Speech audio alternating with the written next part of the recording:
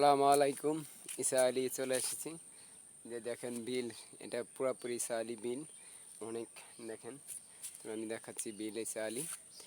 আমরা ঈসা আলী চলে এসেছি ইতিমধ্যেই এই বিলে ঈসা আলী। আচ্ছা, এই দেখেন এখানে একটা বট গাছ আছে। আমি বট গাছের নিচে আছি বর্তমান। দেখেন আমি এখন আস্তে আস্তে ঈসা আলী ব্রিজে উঠবো। ব্রিজ আছে এই যে।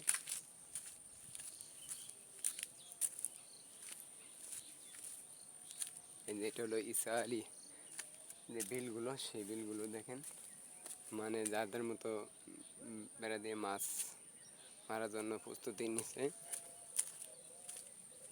এখানে দেখাচ্ছি আমি পুরাপুরি ঈসা আলী। এলাকাটা খুবই সুন্দর দেখতেও, অনেক গ্রাম অঞ্চল তো অনেক ভালো লাগে ভাই। আমরা গ্রাম অঞ্চলে গেলে অনেক সুন্দরই লাগে। গ্রাম অঞ্চলে এই যে বট গাছ, বট গাছটা মনে করেন সে সুন্দর লাগছে, অনেক শিকড় নামছে। আপনার দেখাচ্ছি এই যে বট গাছের শিকড়গুলো, এই যে দেখেন বট গাছের শিকড়গুলো অনেকই সুন্দর। জায়গাটা এখানে একটা খেজুর গাছ আছে